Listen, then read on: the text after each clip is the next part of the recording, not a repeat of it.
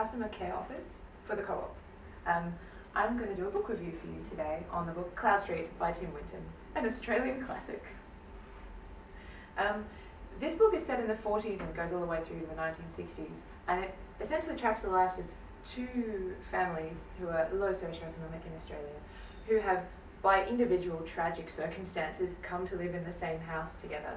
One of the family's father had an incredibly awful accident with his hand, which has really compromised his ability to work, and the other family's, one of their youngest children had an awful accident which has meant that he's sort of intellectually paralysed. And so I guess the theme of tragedy kind of permeates throughout the book, sort of like Game of Thrones in a sense that, like, whenever you're on a happy bent, you never know when it's going to dip down to something terrifying that wrenches out your guts. I like this book quite a lot, not in the beginning though. It took me about 5 goes to want to actually read it.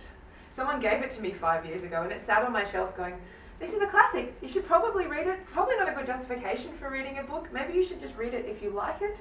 It took me 5 years to like it, but when I did, it took me 100 pages to start to like it, and then I loved it. I couldn't let it go. I don't know if there were people in the office here last year who would have seen me clutching it in the work breaks, but I did. I would recommend it.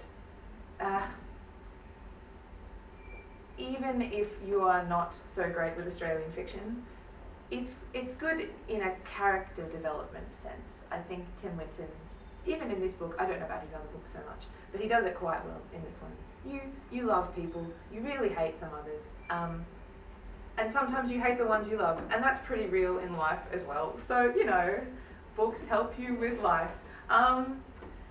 Yeah, there were some parts of it that were quite twee, I found.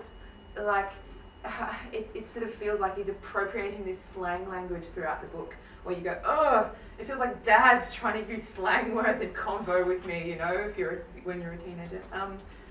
But overall, I would say this book is